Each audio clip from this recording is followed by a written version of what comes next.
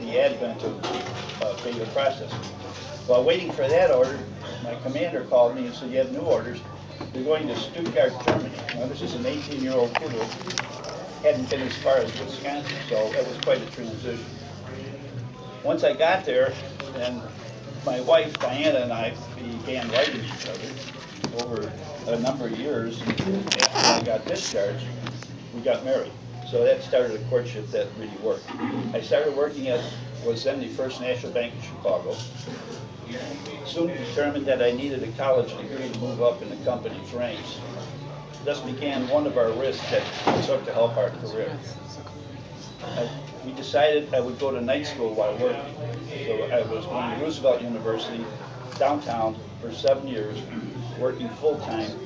It pretty much kept us separated while still living together.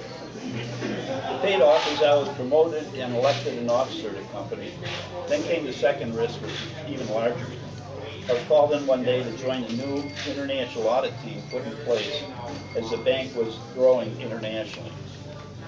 Visiting every continent except Africa, I began a 7-year journey that had us separated for 4 or 5 and sometimes 6 weeks at a time. Again, our risk paid off as I was promoted again and closed out my 35-year career at First Chicago as a vice president.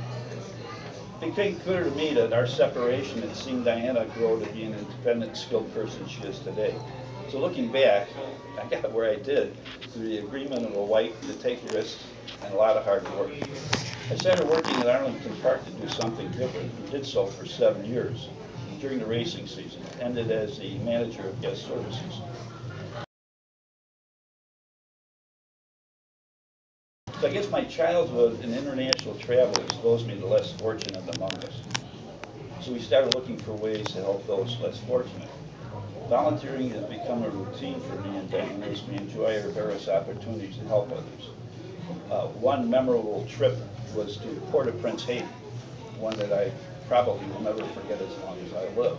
This was in the 70s, and when you saw the earthquake that hit them a number of years ago, the country had not changed in 30 years.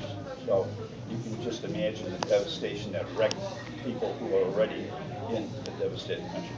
That really woke me up.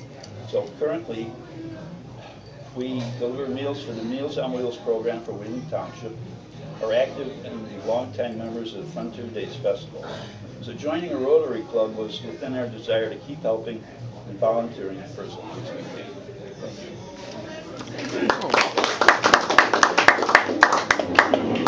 Before you get out of here, anyone have any questions for Larry?